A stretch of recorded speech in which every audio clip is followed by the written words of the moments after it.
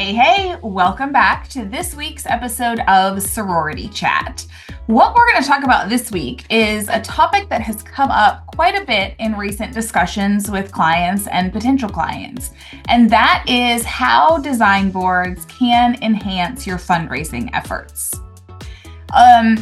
Everybody knows that when you're doing a house update of any kind of large scale, it requires some fundraising. I by no means claim to be a fundraising expert. I just get to witness the feasibility studies and the quiet phase of fundraising, and then when everything launches into the full campaign. I've seen that quite a bit through the projects that we've done, so I know just enough to be dangerous on that side. So I won't pretend that I can speak to that fully. But what I can talk about is the ways in which virtual design boards and physical design boards can help you in those fundraising endeavors. Very few people are able to visualize a space that has not yet come to life without having some pictures, some tactile things that can help them start to form that vision of that space in their mind.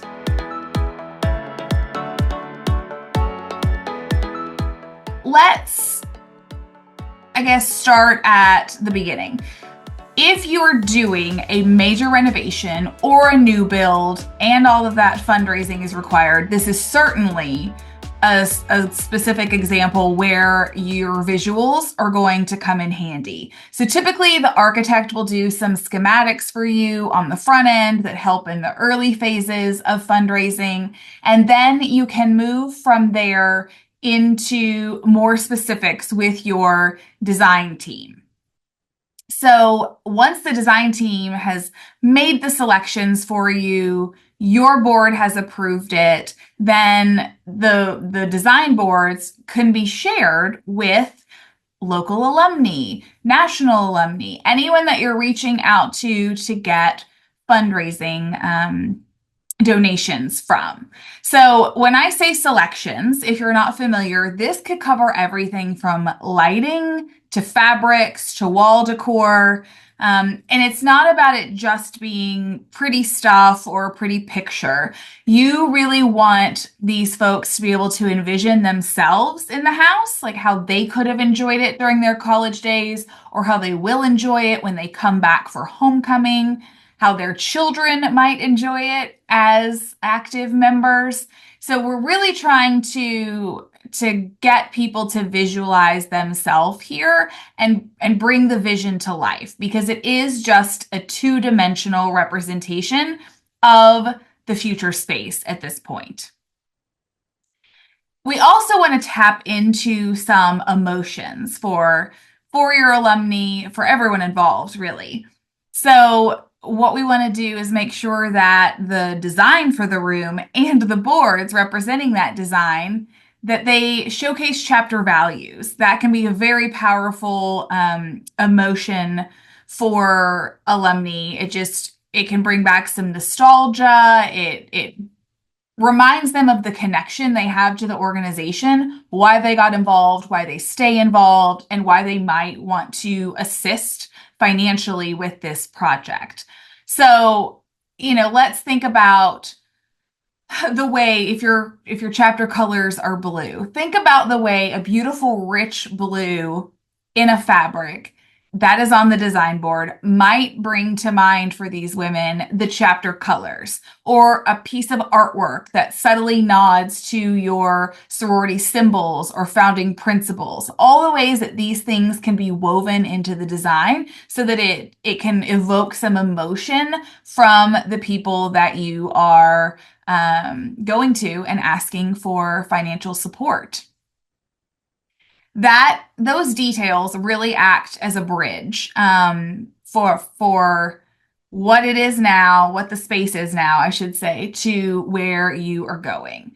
So I think that you also, from an emotion standpoint, want to talk about, look at this study room. Imagine these students in here focusing on their academic excellence. Our chapter is known for that. We always have really great grades. on campus, and everybody knows that. We've chosen these fabrics because they're not only durable, but they bring warmth and excellence to common spaces. So it makes it a welcoming place for today's members. If you can tell that compelling story so that alumni feel like they're a part of it and supporting the future generations, as well as having that nostalgia and connection to their time in the house, I think you can really, really evoke that emotion. And just anytime you can explain the why behind the what, I say that phrase a lot. So the what in an instance would be the sofa fabric or the sofa style. And the why behind it is one of the examples that I just said. We chose these fabrics because they're welcoming, they're durable, they're in a color that represents our organization's brand. So all of those things are like, oh, it makes sense that we would put this piece and this fabric in our space.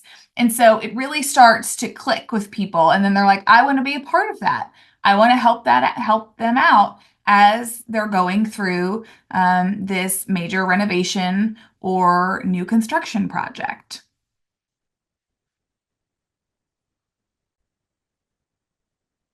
Another powerful way that you can use designer supplied boards is to show specifically where donations will go. So sometimes I have seen chapters, they have varying giving levels. And so if you give at this level, then you have the opportunity to name one of these major rooms in the house. Or at this level, you can name this tier of room in the house. Another option is you can donate and be buying this sofa or this particular seat grouping in the formal living room. There's different ways you can do it, all the way up from full rooms down to very specific, smaller, singular items. I have seen success on both ends.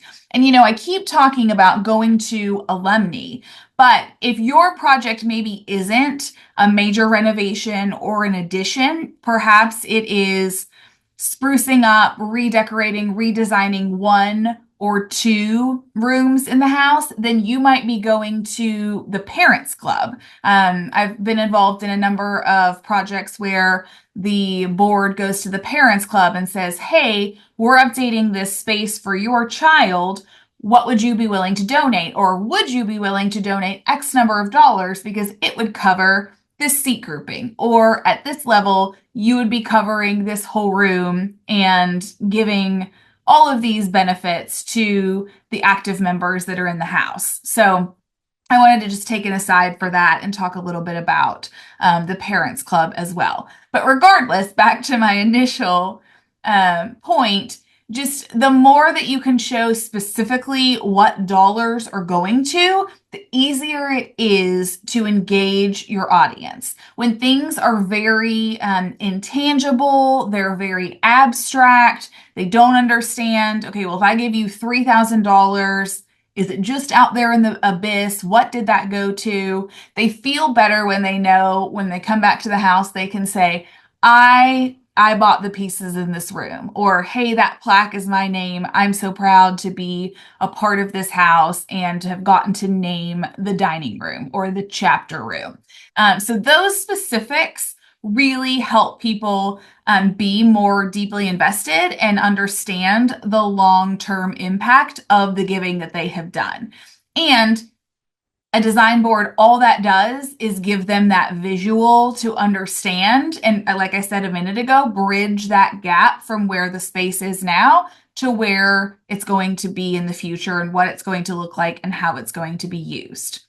So I think that one of the tools that you can use when you are presenting to potential donors is just highlight certain elements that they can sponsor directly. And what else is so great about that is you can have varying levels of giving. So then, maybe somebody has deep pockets and is able to give up that discretionary income to donate back, and maybe someone doesn't, but they still are just as interested in giving. And so now you have different price points along the way, helping you to achieve your goal, and then knowing that you're checking things off the list and they're getting paid for because you've presented them with the actual specifics that are coming into the chapter house. So just think about that. Think about how you can be transparent and offer tangible items to these folks as you are soliciting them for financial support. Now, I really enjoy getting to put together these boards in all capacities. Just the general presentations that we provide to the house core boards, but then also sometimes we are asked to go back and tailor them just a little bit so that they can be presented in a fundraising effort. And I think it's really fun because you can do it digitally. We can add videos to it where I explain all the whys behind the whats, how this is going to enhance the chapter house, any kind of details that somebody might want to know about it. I've seen other folks where they may not have us do the videos, but they may write up information about what the folks are seeing on the presentation. And so then that way, just again, any kind of information that you can give your potential donors and your donors, it's going to connect them to the project all the more and make it more successful. We've got a project we're working on right now where they're going to alums and saying, hey, the budget's getting a little bit tight. We really want to make sure that we have great artwork and it feels comfortable and homey and appeals to our live-in members and just chapter members in general. And artwork is something that's really important to our chapter right now. Could you donate X number of dollars to cover the artwork for this room or this room? And, then that way they're going through and it's smaller asks, but it's helping to supply a need that is important to the chapter that otherwise might not be able to happen. It might have to come in as like a phase 2 down the road. And I think it's something that really enhances that finished product of their facility update. One thing to note is that physical design boards are what people are most familiar with. They're used to coming to a place like the chapter house, maybe for homecoming, maybe for some sort of alumni get together or mom's day or something like that, and seeing boards on display. And that is great. What is limiting about that is you have to physically be at the property in order to see these. So the beauty in having digital design boards with either write-ups to accompany them or videos embedded in them is you can get those out to everyone anywhere. It is easily sent, easy for folks to access it on their own time, and you can reach your alums, your parents, wherever they are located on the globe. And so I think that's one benefit to having a digital design board, and the digital tools that we have available to us now in business and in design are really beneficial. And so I felt like that was something that was very much worth noting and highlighting for you, because I know that we want to go to the tried and true physical boards, but don't count out the digital options.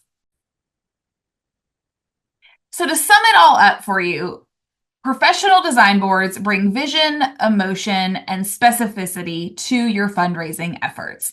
They help alumni see exactly what their donations will accomplish and connect them emotionally to the project through intentional, meaningful design choices. By making the board available to share digitally, you are creating ways for alumni to feel involved, engaged, and get them eager to support the project no matter their location. Thanks for tuning in to this week's episode of Sorority Chat. I hope that this helps you in your fundraising endeavors, or if you're not at that point yet, you can bookmark this to come back to it at a later date. And whether PDR is your design team or someone else, these are tips that you can take back to your board, your design team for your project and implement them. As always, please share this episode with someone who you think could benefit from it. Leave us a comment, and we'll catch you next time.